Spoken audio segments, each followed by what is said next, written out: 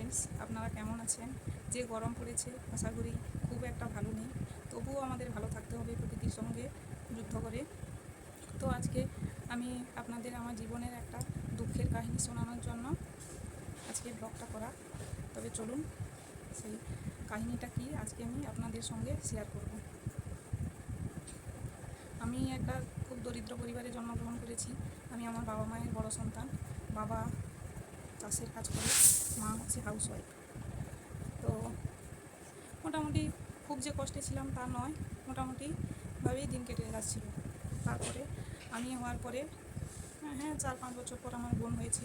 কিন্তু প্রত্যেক বাবা মার যেমন আশা থাকে দুটো মেয়ের পরে একটা ছেলের জন্য, তাই আবার তৃতীয়বার আমার ভাই হলো। তো ভাই যখন 5 বছরের হয় তখন আমাদের জীবনে নেমে আসে একটা দুঃখের ঘটনা। আমি আর আমার বোন মর্নিং স্কুলে চলে যাই। তারপর স্কুল সেরে যখন বাড়ি ফিরি, বাড়িতে আমার ভাইকে খোঁজা হচ্ছে।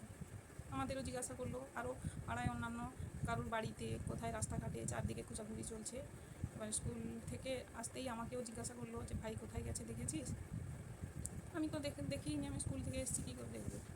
তারপরে চারদিকে খোঁজা চলছে, কিন্তু ভাইকে কোথাও পাওয়া গেল না। এইভাবে সারাদিন সকাল 9টা থেকে আরম্ভ করে সারাদিন খোঁজা চলছে, কিন্তু ভাইয়ের কোনো সন্ধান নেই। সেই দিন অনেক বিক্রি এসেছিল, তাদেরও খোঁজা হচ্ছে, কারণ তাদের সঙ্গে হয়তো আমার ভাই চলে গেছে। আমার ভাই একটু গরিবদের একটু বেশি আগ্রহ দেখায় এবং তাদের কাছে অনেক কিছু জানার ইচ্ছে আমার ভাই। তাই হচ্ছে সেই বিক্রি কোথায় গেল, কী করবো, তাদের পিছনে পিছনে খোঁজা হচ্ছে। তারপরে কাছাকাছি যত পুকুর আছে সেই পুকুরে জাল টানা হয়েছে। এমনি অনেকে নেমে পুকুরে হাত দিয়ে খুঁজেছে, কিন্তু কোথাও পাওয়া যায়নি। এমনকি দাঁড়া জালও টানা হয়েছে, মাছ ধরার জাল যেটাকে বলে, সেই জাল দিয়েও টানা হয়েছে, কিন্তু ভাইকে কোথাও পাওয়া যায়নি। এইভাবে সারাদিন কেটে গেল, সারা রাত কেটে গেল। সমস্ত কুটুম বন্ধু পাড়া প্রতিবেশী সবাই আমার বাড়িতে মেলার মতো সবাই খুঁজছে। বাড়ির কান্দালে, কোথায় পুকুরে, কোথায় হচ্ছে ছাদের উপরে, মোটামুটি কোনো জায়গা বাদ নেই খুঁজতে। এমনকি পাশাপাশি 5-7টা গ্রামও খোঁজা হয়েছে ভাইকে, কিন্তু কোথাও পাওয়া যায়নি। তারপরে রাত্রিবেলা বাড়িতে ওই যে কে তর্পণ ধরে, এই নখ তর্পণ, আয়না তর্পণ, এইসব লোক এসে বাড়িতে ধরছে। তারা কেউ বলছে যে কোথাও লুকিয়ে আছে, কেউ বলছে এক জায়গায় পালিয়ে গেছে। এইভাবে করে সারা রাত কেটে গেল এবং পুকুরের চারদিকেও সেদিনও খোঁজা হচ্ছে, সেই রাত্রেও খোঁজা হচ্ছে। তারপরে সব এক জায়গায় জড়ো হয়ে সবাই বলল যে বাচ্চার যে পুকুরে পড়ার যে ভয় ছিল, সে পুকুরে পড়েনি, হয়তো কোথাও সে পালিয়ে গেছে বা কেউ তাকে কিডন্যাপ করেছে। এইভাবে চারদিকে খোঁজা হচ্ছে। তারপরে সবাই বলল যে এবারে সবাই, সারাদিন তো খাওয়া দাওয়া কিছু নেই। তারপরে সকালে ভাত রান্না করে খেয়ে সবাই বিভিন্ন গ্রামে খুঁজতে যাবে বলে এবারে বেরিয়েছি। বেরোবে এমন সময় পুকুর ধারে আমার মামা এসেছিল।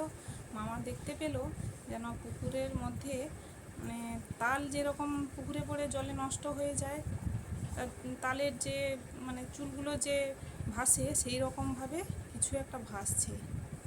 সবাই যখন ছুটে গিয়ে আমার মামা বিশেষ করে ছুটে গিয়ে পুকুরে পড়ে যখন তুলে না আমার ভাই, আর তারপরে তোলার পরে তো সে কাহিনী আর বলার মতো নয়। তারপরে এই হচ্ছে আমার জীবনে দুঃখের গল্পের আরম্ভ। এরপরে আরও অনেক কিছু আছে।